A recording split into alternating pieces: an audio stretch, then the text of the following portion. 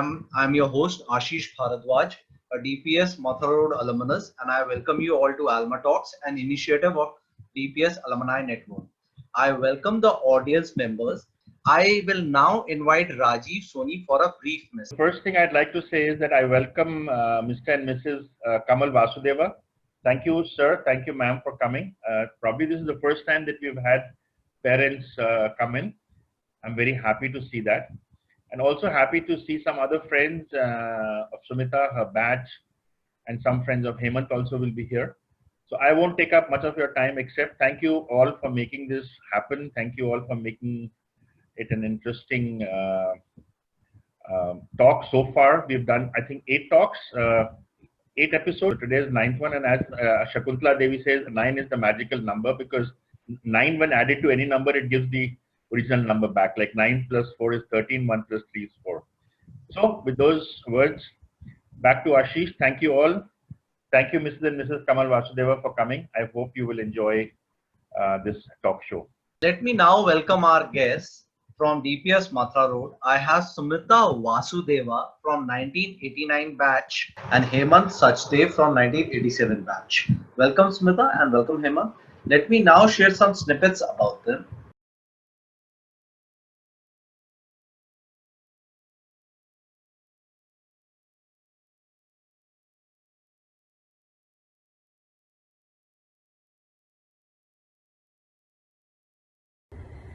So why Phir bhi dil hai Hindustani? You know, having lived away from India since '93 and lived in Brussels, Paris, Hong Kong, I came back in '97 for a year or so, and that's when I chose to study yoga and Ayurveda, continuing my studies in the US. But I made that very sort of deliberate choice because I knew I was moving away to the US and I was marrying a Caucasian American, and this was a short way for me to stay rooted with my own country. So I just turned around in my career completely and chose this path. And I think my choice of profession has definitely helped in this Phir bhi dil hai Hindustani status. The second thing that's really contributed is the fact that my husband, his pate is Hindustani and his dil is Punjabi. And that has allowed me to raise 3 children with, I think the best value systems from both countries and at least given them an insight into both heritages. So that is why Phir bhi dil hai Hindustani. So I'm going to quickly demo neck exercise. I think Raji just wanted to learn this for his own backache. But anyway, easing tension out of our neck and shoulders is a great way to keep ourselves stress-free. I think you get enough lectures from lots of gurus, so I don't want to explain the benefits too much. Let's just get into the practice. Back is straight and head is centered. We'll start by touching the chin to the chest. And we allow the head to drop back real slowly without jerking, and then we center our head. So for those of you with vertigo that dropping the neck back may not feel so good, you can just instead move it in the directions you're comfortable, looking right, then left, and center. Another series which is easy to do is to try to touch the right ear to the right shoulder, and then switch left ear to the left shoulder, and center. And a final rotation, chin to the chest, right ear to the right shoulder, back and up to the ceiling, left ear to the left shoulder, the chin to the chest, and counter rotate. And it is in this simple movement, what we have just done is allow the tension to release from the neck into the shoulders. We'll ease it out of the shoulders. You can just rotate your shoulders, couple of times forward, couple back, and then shake your arms loose. So I'm looking forward to our conversation ahead. And for those of you who remember me from the batch of 1989, will probably see some glimpses of my interest from back then in public speaking and debating in preventive medicine. It's funny how, life comes full circle. And I'm really delighted to have this opportunity to share.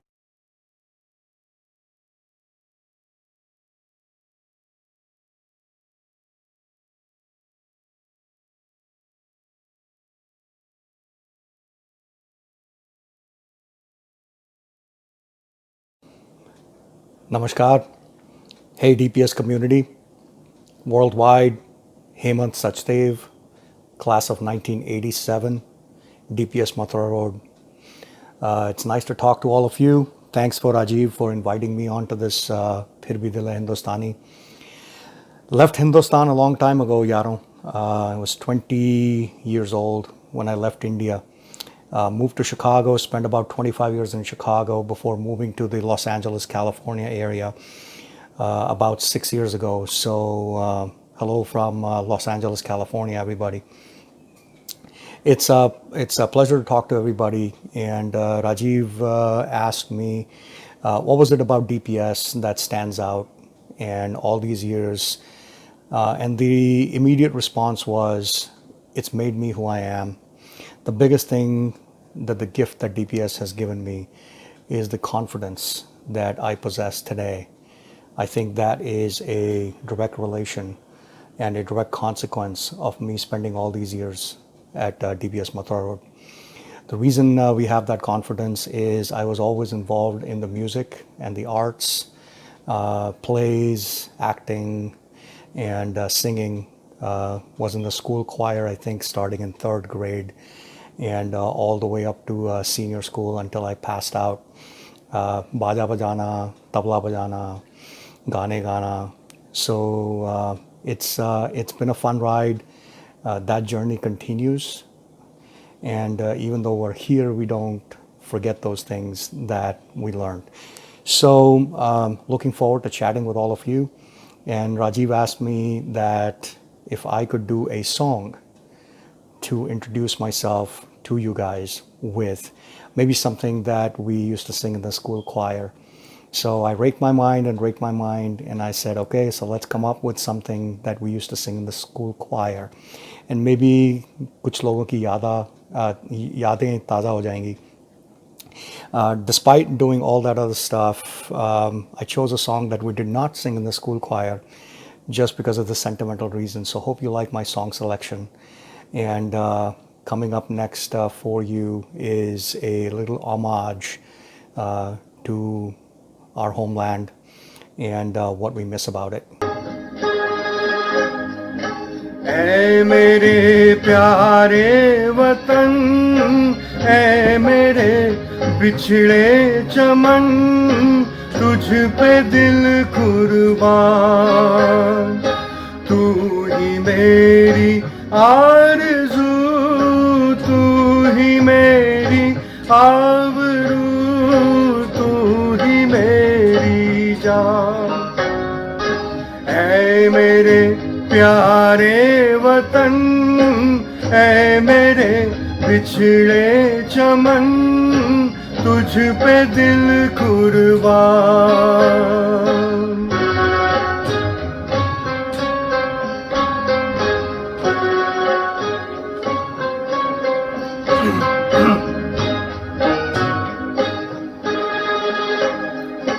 तेरे दामन से जो आए उन हवाओं को सलाम, तेरे दामन से जो आए उन हवाओं को सलाम, चूम लूं मैं उस जुबां को जिस पे आए तेरा नाम। सबसे प्यारी सुबह तेरी, सबसे रंगी तेरी शाम, तुझ पे दिल कुर्बान, तू ही मेरी आरज़ू, तू ही मेरी आबरू, तू ही मेरी जान।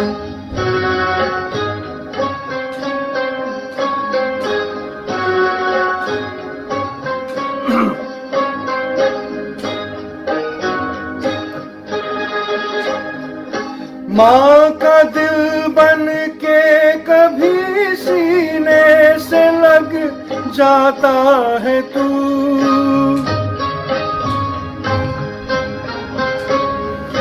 माँ का दिल बन के कभी सीने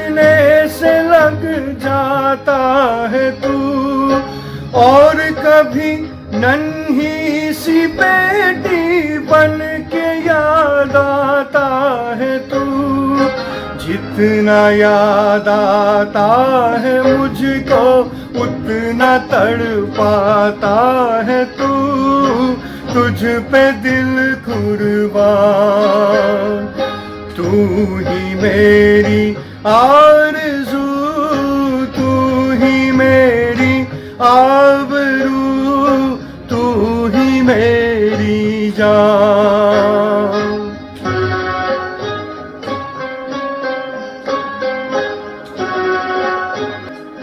छोड़ कर तेरी ज़मीं को दूर आ पहुँचे हैं हम,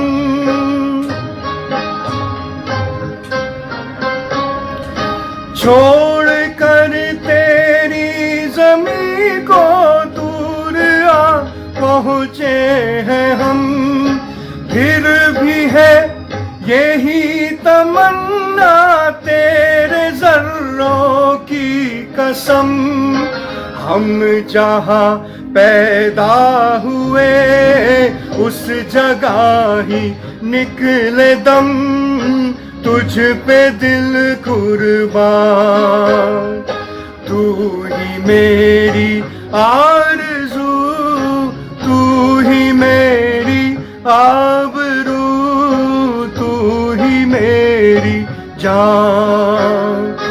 ऐ मेरे प्यारे वतन, ऐ मेरे बिछड़े चमन, तुझ पे दिल कुर्बान।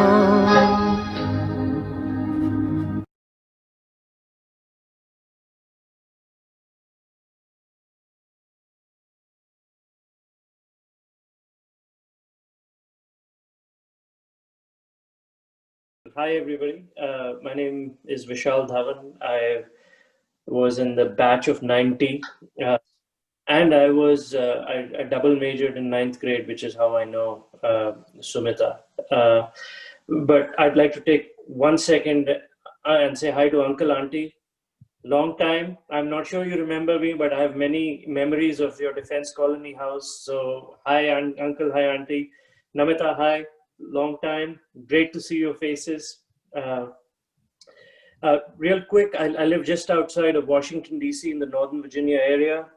And over all these years, I feel fortunate to have been connected to both of these people throughout my journey here in the US and otherwise. Sumita, I have known through multiple incarnations from the quiet girl who sat on the in the bus in Defense Colony where I first met her, to the years of work that she did with ISEC, which is an organization that I was a part of, where I saw like a very different Sumita, and then I have been in touch and connected with Sumita all this time. I'll say one quick thing. She in my mind is truly a testament of becoming the change that she wants to see, and I'm incredibly proud to be connected and have her in my life. I bother her every now and then for all sorts of bullshit, but I'm so glad that she's there. Hemant and I have a very special relationship because we used to be, he's many years senior to me, but we shared the same school bus, I-9 when we were young and I-23 when we got older. And we developed this insane bond of being great friends that developed on the bus journey. And Hemant was a ferocious reader. So he would be reading these Robert Ludlum books, and I would be sitting in the back, and he would be like summarizing what he read the previous day to me the next day. And I would then go back a few batches junior and pretend to be so smart and well-read because I was reading Robert Ludlum. So thank you for that, Hemant. And there's a lot that Hemant and I have shared, from music to the arts. But I'll tell you one quick thing about Hemant is that he is the only person that I know comprehensively who has had a vision of who he wants to be, and then follows that vision and becomes that. He talked about being a musician. He was into music. He talked about being a guitar player and playing for a rock band when he wasn't, and then he did. The things that he hasn't told you, most people are self-centered and try and look inside, and you've looked beyond. And I can say this for a fact. I've had the good fortune of even meeting Hemant's parents, and I know that applies to just as much to his parents. Phenomenal people.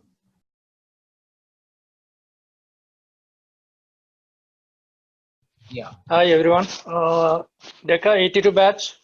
Right now I'm located in Moscow, Russia. Hi, I am from Sumita's batch, Sumita's classmate, based at Gurgaon. Right, so the 1989 batch of DPS Mathura route. Hi everyone, I'm from 89 batch, classmate of Jagriti and Sumita, and I'm currently in North Carolina in Raleigh area on the East Coast for the last 22 years. Welcome. My husband is retired from the army and settled Thanks, away. sir. So both the girls, Namita and Sumita, are from Delhi Public School. And I had a little stint of 4 months teaching over there. Oh, that's wonderful. Yes. Okay, welcome, ma'am, and wish you and sir all the very best, and may you both enjoy good health. Sumita's sister. Oh. 788? 88 batch. 80. Yeah, I'm back in Delhi. Was in the US for a few years and back to Delhi. So I'm Sumit. I'm from DPS Arkepuram, batch of 87, and I'm based in Mumbai. So I've been in the media. Rajiv knows me well. We have been organizing the DPS alumni get-togethers in Mumbai, and Rajiv has been kind enough to be there all the get-togethers. So it's wonderful to meet everyone here. Hi everyone. Hi, I'm Preeti.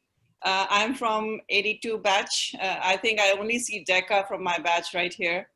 I live in the Bay Area, so that's why I was interested in seeing this Alma Talks, because I know one of the presenters is located here. It's interesting to see somebody doing yoga practice in Stanford, so that's what kind of piqued my interest. And yeah, I do teach. I'm a teacher here. And So 76 batch, DPS Mathura road. Sumita, my first question is to you. When did you move on to the new country? Tell us something about your initial years in the new country. yeah, so I'll do that. And then in the end, we have to have an introduction from Vishal, who's a good friend of Hemant's and myself. So we need his participation. But I'll answer your question real quick. I've had several new countries. The first one I lived in was Brussels, and my experience there was different from the next one. And so I would like to share the different experiences because it'll resonate with some of our guests who lived abroad in different periods of their lives. Brussels was, I was probably 23 years old or so when I moved there. And I think the biggest recollection I have of my, transition from India to Belgium was, one, of course, was language. But luckily, I was working with a group of people in my team who spoke English. So it wasn't a showstopper for me. But the second thing that I found difficult is that I was a newly converted vegetarian. And I don't know if many of my classmates will remember this, but I was big on animal rights. And the poor lab ass, if you all recall him, the lab assistant, especially those of you who did biology, he had a tough time putting those rats to sleep when I was around for dissection. So he used to hate having me in the class because I would challenge his methodology, which I think I might even be not in practice anymore, not allowed what he was doing. But anyway, it was pretty traumatic to observe him, and it caused me to actually choose to be vegetarian at that time. So I show up in Belgium not knowing how to cook or anything, and longing for Indian food. Very basic salary. I was a first job, and so I went shopping and bought a bunch of cheese and bread to eat, and realized after a month that I couldn't survive like that. I had to learn how to cook. So yeah, Brussels was a good lesson in learning how to eat better. No one had heard of vegetarians over there at the time. It was sort of a new concept in Europe. And most of the time when I would say I'm vegetarian, they would offer me fish or something that they thought should be vegetarian. But anyway, that was my hardship there. And then when I moved to Hong Kong, that's when I think I had my Bodhi tree experience. I was enlightened watching all the, older Chinese residents doing Tai Chi in the parks. And it really, made me question about the yoga practice of India, that I'd grown up in India. I'd even done some yoga, joined some classes, but you never saw people, or the pride in yoga was not there. This was 1996. And, it was something you saw on Doordarshan and put off the channel if, what was his name, Yogi Brahmachari or whatever would come to demonstrate the poses. So the pride with which the Chinese were following Tai Chi and the sincerity, of their practice really made me question my interest in my own roots. So when I went back, I told my parents I'm going to study yoga and Ayurveda. And they were kind of used to me coming up with some outlandish ideas. So they didn't think it would probably last, but it has lasted and it has become my profession. And, my experience in the US was very different. Out of all the places, despite all the, language barrier and everything, the culture shock actually happened to me in the US. It's funny because I'd just never seen people work as hard as they do here. And I don't say that as a merit. I think people were, and still are, the lifestyle is very, very questionable. People don't sleep enough, don't eat well. And it was a culture shock to my system to be part of this society till I had to, luckily I studied Ayurveda while I was here, and I, reformed my own lifestyle and totally understood where our roots in India come from. And I hope that, India never loses that knowledge and wisdom around lifestyle and food, which, when I visit, I see that it's changing. But anyway, those were some of my recollections of my early years in all these countries. And,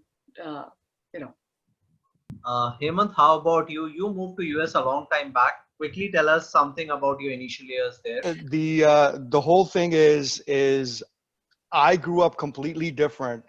And when I moved to the US, I was 20 years old. This is 1989. And, I'm having fun, DU, Hindu college, playing in a rock and roll band, and everything. Came to the US with no intentions of staying, not one. Did not pack my bags accordingly.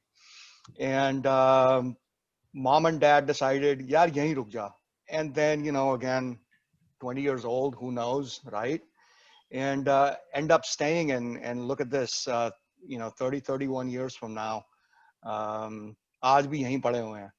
But it's my experience completely opposite. So it's been a fun ride. I don't know if anything was different, or I had a culture shock, or anything else like that. But like I said, I was always the black sheep of the family and the odd man out. So I think I completely just slid into the US lifestyle, go to rock concerts and play music and this, that, and the other. So it's for me, it was easy adaptation. Let's just say that. Okay. Sumita, tell us, how has your family adjusted to life there? Because the kids were born in the US, and my husband already is from this country, the adjustment really has all been mine, learning how to mother in a different culture and how to raise children in a very different society. But they did have their share of adjustment when we moved to India for a couple of years in Bangalore. And the children were very small, but still I think they got a dose of what life is like. And when we came back, it was really tough to be in a home, just the at that time, the four of us, my daughter was not there yet. And, the idea that James Bhaiya is not there to drive the car, and Sunita Didi is not there to feed you dosas, and sudden void in our lives of all the people that had hummed around us, and the fact that Nani Nana couldn't visit easily enough. So I think that period was tough, transiting back to the US lifestyle. But yeah, the most of the struggles, I think, on a daily basis require adjustment on my part. The family is pretty oblivious. We travel to India frequently, and so they get their dose of India, which everybody craves. And so we are missing it very much this summer, having not been there. Okay, that's good to know. Hemant, how about you? How did your family adjust to life in US? So remember, I came when I was really young. So like Sumita, I was married to a white Caucasian woman. I was actually married for 26 years. I recently got divorced maybe about 3 years ago. And, so 2 kids, they're all grown. I got started early. So 27 and 23, my son's 27, soon to be 28. And my daughter's 23, but they're both, college graduates and all the other good stuff. But again, like Sumita, my house ran like an Indian household. So my poor ex-wife had to make all the adjustments. So it was a good compromise between the two of us.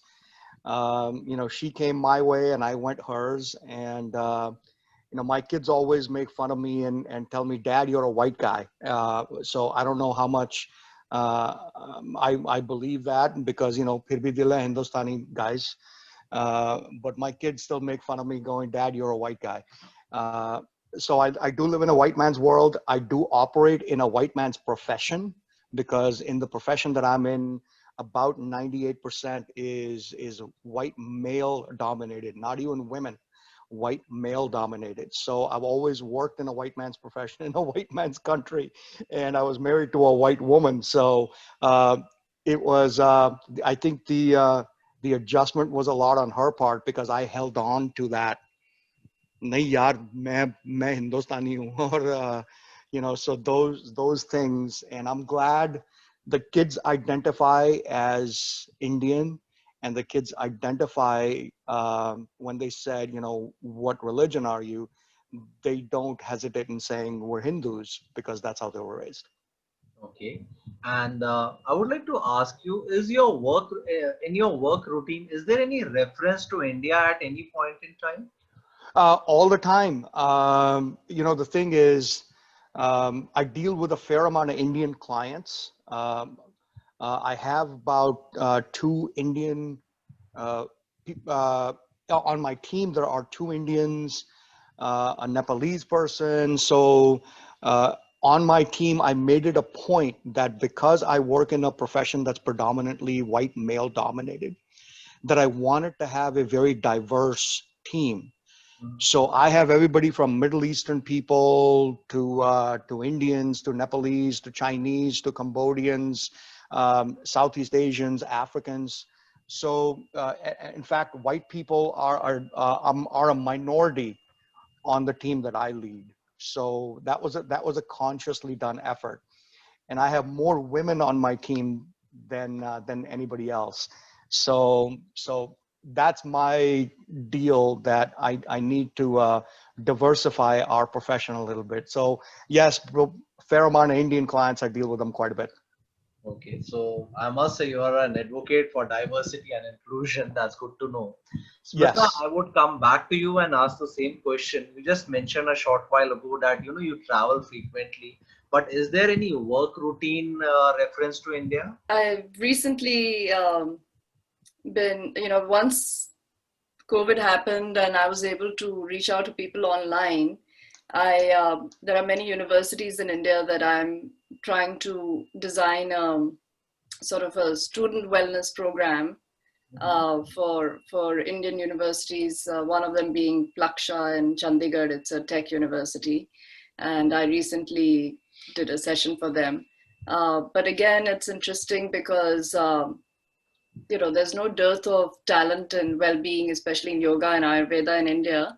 But what is interesting is that the marketing of, and also the, making it reachable or accessible to the common person has not been very well thought through in India, unfortunately. And, that's where I think Americans tend to excel in this field of being able to sell something, and they've studied behavior change probably in a better way. So I happen to be now networking with Indian students and helping them design well-being programs there as well. Okay, I would like to ask you, what are the two main differences in working and living between India and US?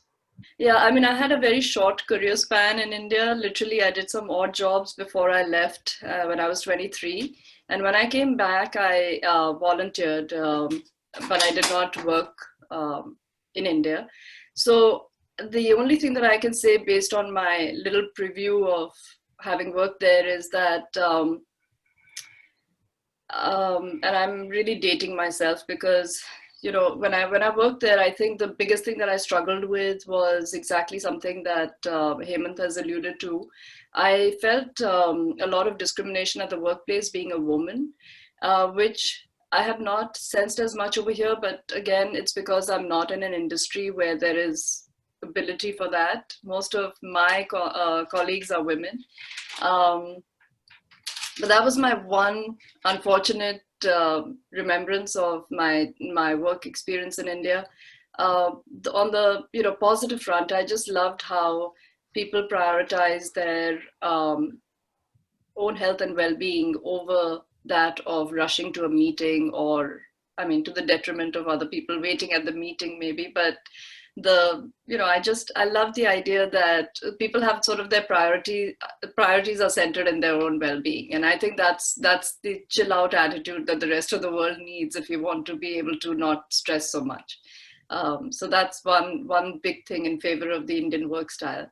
But those are very small insights from my minimum experience of working there. Okay, I'll take the same questions over to Hemant. How about you? How do you perceive these differences? यार घूस नहीं खिलानी पड़ती America में कोई काम कराने के लिए. That's true, Hemant, really? It depends on where you are at. See, I'm in a very, very regulated industry, right? So घूस नहीं खिला सकते, right? When I was working in India, सब के लिए जी खिलाओ पिलाओ जी, ड्रॉर खुला होता है जी, पैसे डालो तब काम होगा जी. So I had a big problem with that when I was working for a few years before I left for my dad. Dad ran quite a few businesses. So I personally had a problem with that. कि नहीं यार सबको यार 100 रुपए इधर डालो 50 रुपए इधर डालो and all the other good stuff before anything got done. So for me, I didn't subscribe to that theory. So when I came to America, it was like, okay, stuff gets done. You go somewhere, stand in line, and line tod ke bhaiya aage ghuso ye karo wo karo. All that was like in order. So for me, that was the good part. And then that I guess is the biggest thing. Again, I don't know how things are now, but again, my brother-in-law works runs a business in Amritsar, very successful, and उसका महीने का घूस का budget आज भी होता है. So it's it's like हमारे profit and loss में घूस कितनी जाएगी तो वो होता है. So I still don't encounter that here in the US. So fortunately, again, it's maybe because of the profession that I'm in, which is very highly regulated. Okay, so I'll move on to the next question with you only, Hemant. You are a first generation migrant. So is traveling back to India a habit? Do you come often? I try to now. So I lost both my parents about 10 years ago. And my sister and I are very close. So Namita and my sister were in the same class. They're both batch of 88. I'm 87, Namita is 88, right? And Sumita, you're 89. Yeah. So बहन भाई हम दोनों बहुत close हैं. And then when mom died and then about 11 months later dad died, दोनों बहन भाई का pact बना था कि we are going to come visit each other at least, either she comes or I come at least once a year. Okay. So ever since then, yes, I make it a point. In fact, I was just in India for a wedding in Amritsar in February, right before COVID shut down. And I came back from India March 6th, and literally 3 days later, everything shut down. So I was very recently there, and it was a fun time. And usually, how long is your visit? Where do you stay? What all do you do? Yeah, 3-4 hafte, at least 3 weeks, 3.5 weeks. I'm fortunate enough because, again, being self-employed and kind of in a profession where I can do that, I can work from anywhere. So 3-3.5 hafte is about the average trip for me. Land into Delhi, and all my batchmates already have everything planned out. Party sharties chalu hoti hai, and then family in Delhi quite a bit. So maybe spend 2-3 days in Delhi and then fly to Amritsar because that's where she's at. And then spend a week and a half in Amritsar and then back to Delhi before leaving. But about 3.5 weeks. And how about you, Sumita? How often do you come, and what do you do when you are here? Where do you stay? Yeah, we it's changed over the years. I used to come once a year, and when I didn't have the children, I was sort of bound with my own work schedules. But then once the children came along, then more extended stays happened when they were not in school. I could visit in the springtime, best weather around March. Once the kids were in school, then it's been summer breaks, and but we've been there through most of June, July's better in July with the rains. My main thing is make it in time for lychee jamun season. So I prefer my summer visits, but we've had some winters visits as well, more rare. And more recently, once the kids have grown, I've been able to come away myself. So in addition to our visit with the children, I've been able to make 1 or 2 visits in a year without them, shorter visits, 1 week. And the ones that when I visit with the children, it's all about, I'm the tour guide, Qutub Minar dikhao and ye dikhao and all of that. Luckily, everybody loves food, so we all like to eat out, sample different foods, and then Nani's cooking, nothing like it. So there's, that's what visits to India are about. And my parents also have a little home in Sattal near Nainital, so the children have been going there. Very fond memories of not much Wi-Fi connection, but just being in nature, beautiful area. So yeah, that's pretty much our agenda when we're there. And tell me something, Sumita, how do you celebrate the major Indian festivals in US? Initially when I first moved here, I would miss most of the festivals, including my first Karwa Chauth. I realized the next day that I'd missed it. So, because it took me a while to figure out what was happening 12.5 hours or 13.5 hours ahead of me. And, there wasn't much, I wasn't in a community with a lot of other Indians at the time. Then when I started practicing yoga and Ayurveda, not that I was still with Indian population because most of my clients were Westerners, but I did make it a point, I became more interested in the, I would say, Vedantic roots of the celebrations. So, the poor thing, the children have been guinea pigs to all my experiments. I've been following every festival even more rigorously than I ever did in India. And I learned by teaching the children. So I've got this book where we read about the festival as it occurs. And I'm reading stories that even I didn't know about growing up. So it's really rediscovering India through the lens of the American child. I would say that's how our family has been observing all this. But we are very, very devout in our celebrations. We make sure, and one thing that I do not compromise on, I never celebrate the festival if it if it is, I mean, I never celebrated later to convenience myself. So if Holi is on a Tuesday, it's celebrated on a Tuesday. If Diwali is on a Thursday, it's celebrated on a Thursday. I don't wait for like 2 weeks. There's a lot of practice in the US which bothers me, to wait till the convenient time to celebrate the festival. And most festivals land up in a bhangra, which I don't know where that came from, or some Bollywood song. I'm much more traditional in my practice, and so that's just something that I think the whole yoga Ayurveda world has exposed me to, and I'm glad that I never too late in life to figure it out. That's really true. True to the spirit of, they'll say Hindustani. That's good. Yes. Hemant, I'll come back to you with the same question. How do you celebrate the Indian festivals there? So when I landed here in '89, I think the first couple of weeks, my aunts were here, and that's how we ended up here. So first couple of weeks, उन्होंने कहा चलो मंदिर चलते हैं, चलो मंदिर चलते हैं जी. So Chicago में there are quite a few big mandirs. So we end up at the mandir, and puja vaja ke baad, people were singing some bhajans. So obviously my aunt, trying to show me off, here I am, this 21-year-old kid, right? And chal tu bhi ek suna de, so they put the harmonium in front of you.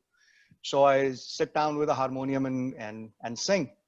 So after I sing one, somebody says, "Nahi, ek aur suna do ji." तो एक और सुना दो जी. वो एक और सुनाने के बाद एक और सुना दो जी. वो तो 2-3 हो गए. तो उसके 2-3 सुनाने के बाद I just got literally just plugged into the Indian community, and I was invited all over the place कि जी यहाँ के गाना सुनाओ जी, वहाँ के गाना सुनाओ जी, महफिल हो रही है, गजलें चल रही हैं. So I got plugged into the Indian community right away. And at that point in time, there was this Indian program Saturday morning on Chicago TV. It was called Chitrahar. And so pretty soon, before you know it, 2 or 3 months later, I'm singing on the Indian TV channel. So plugged in to the Indian community right away. So festival celebration to shuru se chalu hai. And then again, being in a mixed family where the wife was Caucasian, white, and the kids are mixed, we always went to the temples and did all the celebrations. I grew up in a very religious household. Pakka vegetarian, ghar mein ande bhi nahi aane, and pura masahari banda here over. So, growing up and seeing some of those festivals celebrated, and doing all those pujas and all the other good stuff. So then I felt it was my duty to hand that over to my next generation. So they know who they are, where they come from, what their culture is, and all the other good stuff. So we do celebrate all the festivals. We still do, even though we are not together anymore. I live here in the LA area. My ex-wife is back in Chicago. The kids are back in Chicago, but we still communicate. Rakhi thi 2-3 hafte pehle, so I made it a point. Rakhi's always been celebrated in my house. Made it a point, call my daughter, Simran, beta, Rakhi bandhi hai bhai ko. And then took care of that. So, we still do it, even though the kids are older, but I want to make sure that those traditions are continued. I now have a rapid fire round for both of you. I'll start with you first, Hemant. Now, these are the questions that you need to briefly answer, 1 or 2 sentences, basically. Okay, so my first question, what would be your advice to someone wanting to leave the shores of India? Mat jao, ghar baitho. America mein kuch nahi rakha. What's your strategy in a crisis situation? So I am one of those people. There are 3 human responses in a crisis: fight, flight, or freeze. And those are our natural responses. My natural response is fight. Anytime in a crisis situation, I go into protection mode. And then at that point in time, it's just khoon nahi dikhta, blood kuch nahi dikhta. I just go into protection mode. Okay. My next question is, you de-stress with what? Music. You de-stress with music. Okay. Tell me your kindergarten class teacher's name. Mrs. David. Mrs. David. Yep. Okay. Now, what would you prefer, a scarf or a tie? Tie, all day.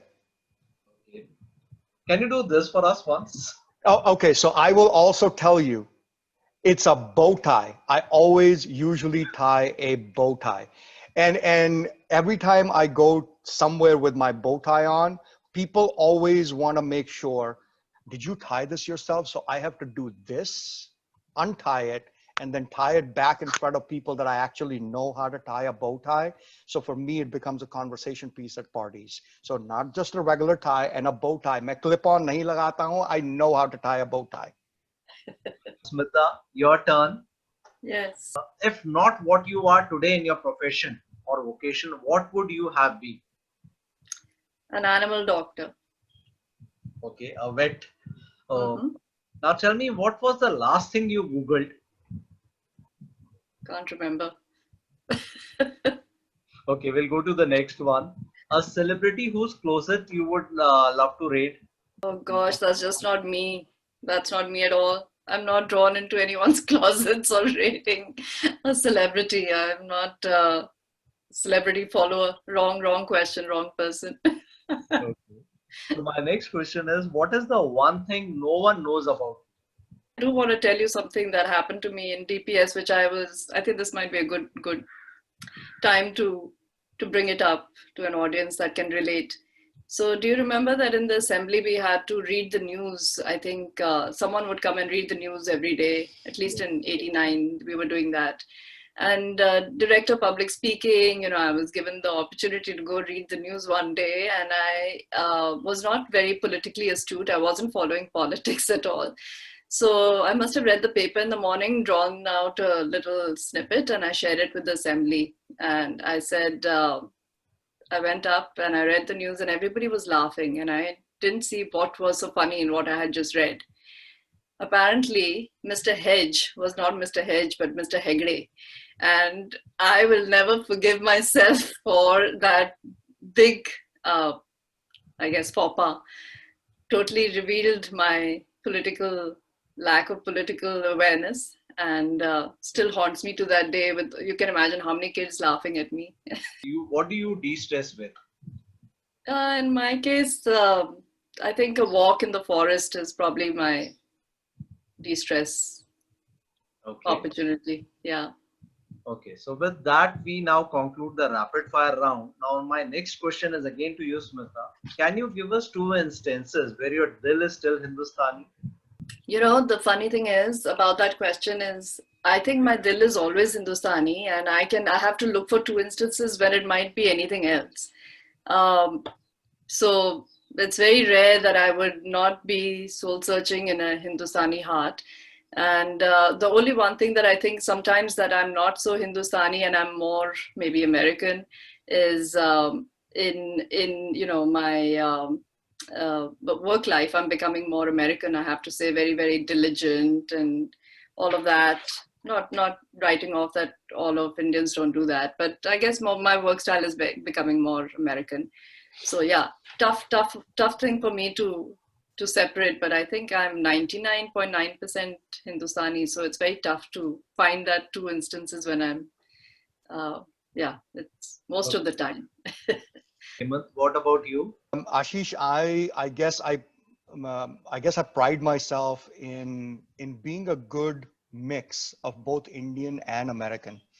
I fit in both worlds good, but हिंदुस्तानी की तरफ से अगर आप पूछोगे तो भैया हम classically trained singer हैं, तो आज भी हम शास्त्रीय गायन का रियाज करते हैं, गाना गाते हैं, राग वाग सब वो आज भी चलता है 30 साल बाद. जो शिक्षा हमारे गुरुजी ने हमारे को दे रखी है वो आज भी उसकी प्रैक्टिस चल रही है. So that's one instance.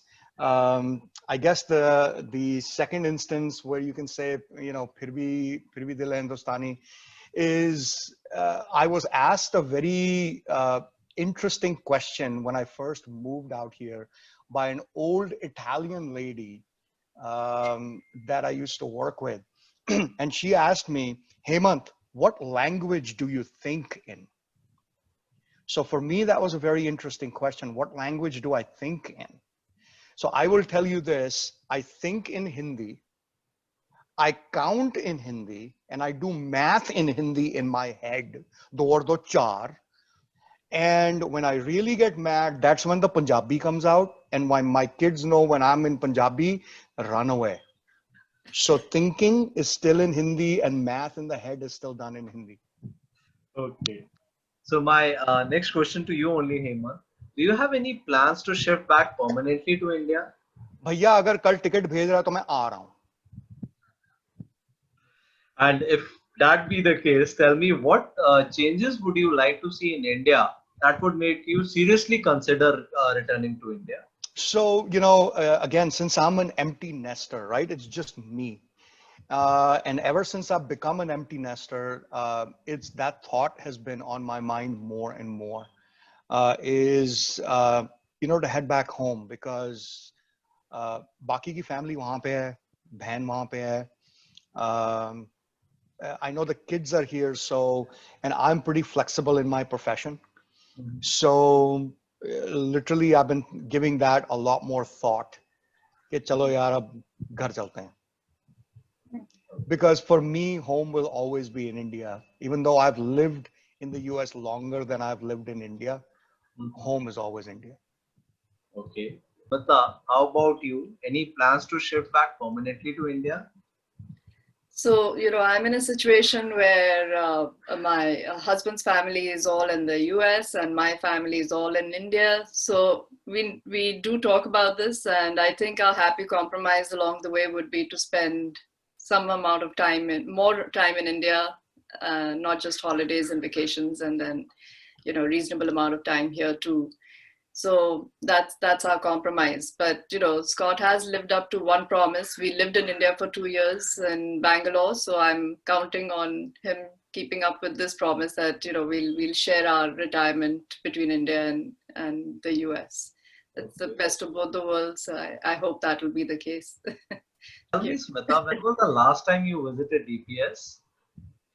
It's funny, I can't remember when I visited DPS again, but we've had a lot of, so first of all, we have, a WhatsApp group for my section that's really active. We've recently during COVID been doing monthly calls and things like that, Zoom calls. And I remember that maybe 10 years ago, we had a big reunion in Essex Farms. And I don't think that was for just my batch. I'm trying to recollect. But that was when I met more people outside of my class as well. So yeah, just through reunions and every trip back to India, I meet my Loreto friends, my DPS friends and college friends. There's just so many little pockets now that I make it a point that if it has been 2 or 3 years since I've had a DPS reunion, I'll sort of encourage one. So not so much the school itself, unfortunately. I do need to take the children there. They'd love to see it. I want to show them how big the school is, and it's just so different from their vision of a school. So definitely worth going back. How about you, Hemant? February, yaar, when I was there. A trip to India is never complete without visiting DPS. So, Hemant, what would be your message to the DPS alumni community? यार जिंदगी में खुश रहो. Life is too short. Don't let the everyday stuff bother you. And I've learned that the hard way. So, दारू पीनी है, दारू पियो. जो करना है करो. खुश रहो. Bindas. Happy saying, that's the motto in life. How about you, Sumita? Your message to the DPS alumni? I love what Hemant is saying. I totally echo that. And also, I think, we just stay authentic. I think we're always searching for the grass is greener on the other side and all of that. Staying authentic and true to yourself. I'm sure happiness is found in the heart. So, don't have to move geographically to seek it. Sometimes circumstances make us move, but I hope that it is not beyond circumstance that people are wanting to move in life. I hope that they will find what they're. With that, we now come to an end of this section. So first of all, thank you, Sumita. Thank you, Hemant, for taking time out and talking to us. It's been wonderful to know about your incredible journey and your views on various things that we asked you. I'm sure your views would inspire many websites. Hemant, what do you do to stay healthy? When Sumita was talking about Tai Chi, I've always been, I think I started lifting weights in 9th grade because, I used to bring those bodybuilding magazines to school. So, and then Vishal has been privy to those bodybuilding magazines and everything in I-23. And so I have practiced martial arts my whole life. Actually, I used to teach Tai Chi, Yang style Tai Chi. So I have 3 different black belts and 3 different disciplines, including Chinese Kung Fu. And then when the mixed martial arts craze started, I got into that. So I actually used to fight, get in a cage, put gloves on and fight. So martial arts has been life. So Ashish, to back up on a question, how do you de-stress? Music, and then either martial arts or workout. So I go out and hit a bag when I'm frustrated. When I want to de-stress, I play music. When I need to just let out steam, you go hit a bag. So thanks for the leading question, brother. Curious about whether, I mean, we're talking about being in the US and the experience. And I think the last question kind of answered what I wanted to know about being in touch with your dip side batchmates and classmates. So because we all dip sides here, that's why you're here. So that was, I was curious about that. And I think to some extent it's been answered, but if they could talk more about, they have any really close friends and they really, I was there in DPS only for 2 years actually, but still, those friendships last a lifetime, So just wanted to know what kind of relationships you have with your fellow classmates and dip side. It's when I first left school, I don't think I met anybody for 10 years. If they were in college with me, that was a connection, or, if they were somehow found in my travels. But I didn't seek the people out. And it's only when I think I had children and something, you realize how important roots are and how old friendships are really the ones that matter in life. And suddenly I wanted my children to know some of these people. And that's when I made it a point to reach out and, introduce my children to friends that I valued, whose value systems I wanted them to emulate in some way. And so, yes, there are lots of uncles and aunties around the world now that, that they are pointed out to, oh yeah, that uncle does this and this auntie is this. And yeah, so that's been my, I think my reason to reach out is really to showcase my friends to my children, and hopefully they're learning from these wonderful people. The crazy thing was Facebook was a boon to connecting all the people, right? Yeah. So when Facebook came out, all of a sudden you knew where everybody was and what they were doing and all the other good stuff. I remember connecting with Vishal very early on, right? And I'll tell you this, when I was in Chicago, I had maybe 3-4 dip sites in the Chicago area. 3 of them within about a 10-mile radius. So we all got together, parties and this, that, and the other. So, keep in touch and all the other good stuff. And I will tell you this, in Southern California right now, I have 3 of us. And not only are we, all 3 of us dip sites, we're also the same 87 batch. Wow. And we're also all from 12th H.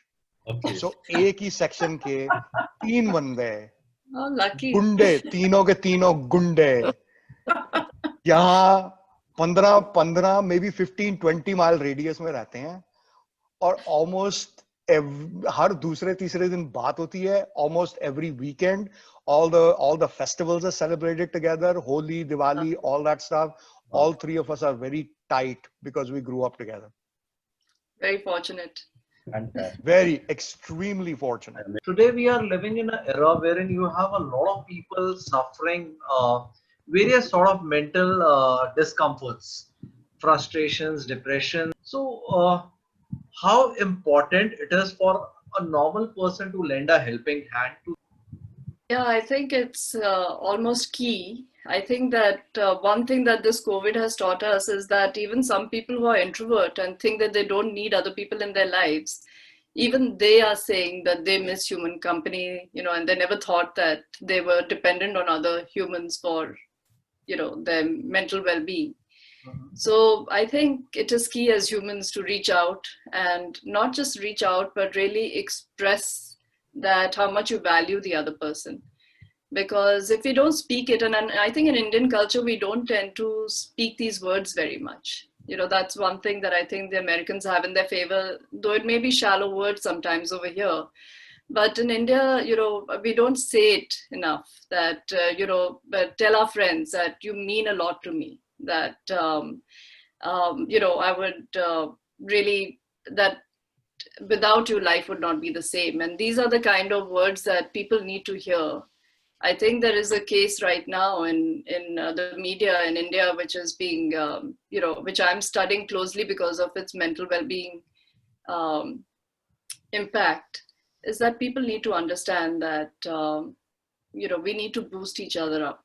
It's so important. Instead of bringing each other down, we really need to boost each other up and not be cruel, be kind, you know, simple things like that, which we are taught in school. But yeah, you know, reach out and express more how much the person means to you. आशीष, हमारी crest पे क्या है? DPS की crest पे क्या है भैया? Service before self. Service before There you self. go, buddy. That's it. साथ में मैं आधा सुधार हूँ. My mom was a Sikhni, so हम, you know, as a Sikh, you know, service is in our tenet. One of the things I will tell you that America taught me that is very contrary to what us Indians do, which is exactly what Sumita is referring to. I had a very hard time. I had to learn how to tell my kids, I love you.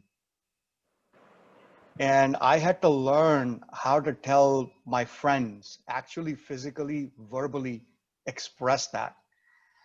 It's not one of those things, you know, that's an emotion that is felt, but a lot of times it's not expressed and verbally said. Kyunki hamari generation mein, especially the generation prior, never did that. So if you don't do anything today, just tell somebody you love them. Yeah, please.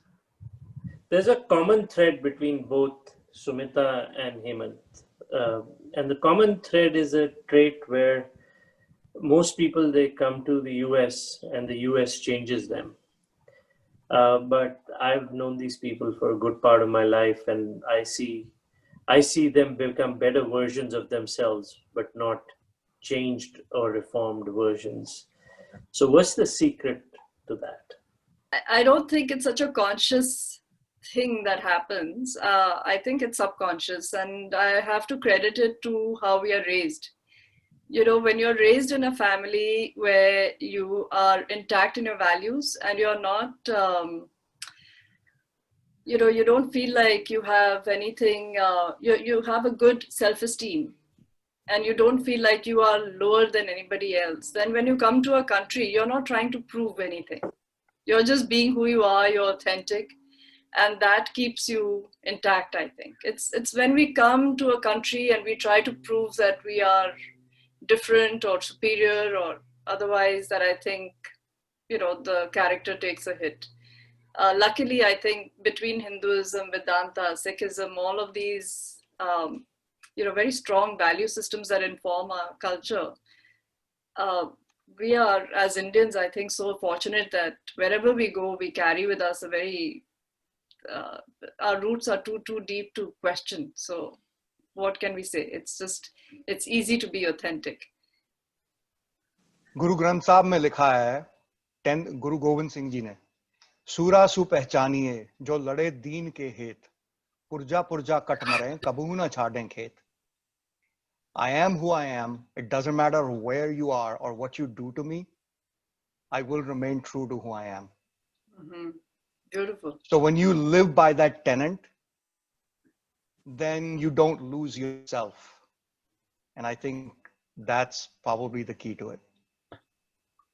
And so that, to your point, your roots, I think, as you reflect on it, as I reflect on it, I think that is really, most people are self-centered and try and look inside, and you've looked beyond.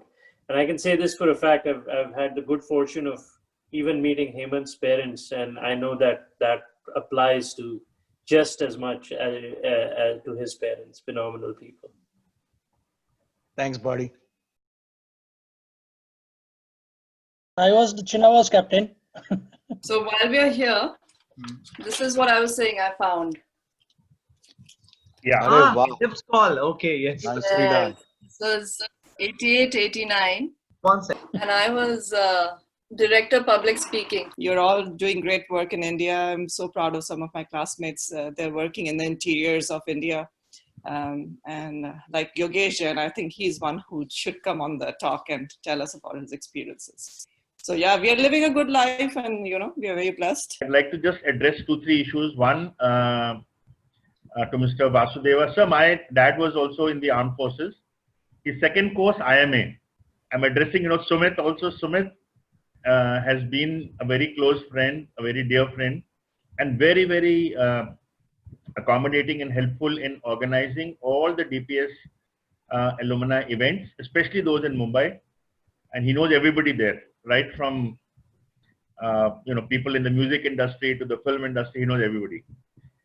Just thought I should join this to hear Sumita and yourselves speak about how it is being where you are and how you still, those of you that are abroad are still connected to India. Phir bhi dil hai Hindustani. Blessed day to see both Sumita and Hemant and all of you today at the same time. Thanks for the opportunity, guys. Really, really enjoyed it. Phir bhi dil hai Hindustani. Yeah, it's a film also. जी बिल्कुल दिल तो हिंदुस्तानी है. And thank you so much for having us on the show. It was just wonderful to hear the such wise comments from the children.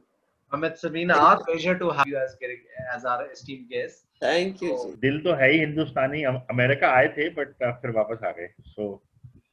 फिर भी दिल है हिंदुस्तानी. I'm coming back to India very soon, permanently. फिर भी दिल है हिंदुस्तानी यार. हम लोगों को समझ सको तो समझो दिल भर जानी. उल्टी सीधी जैसी भी है, बस है यही कहानी. Lovely, lovely. Chalo, I've gained lots of new friends. Phir bhi dil hai Hindustani. Thank you all for coming and listening to us. And on that note, we'll close it now. Thank you so much.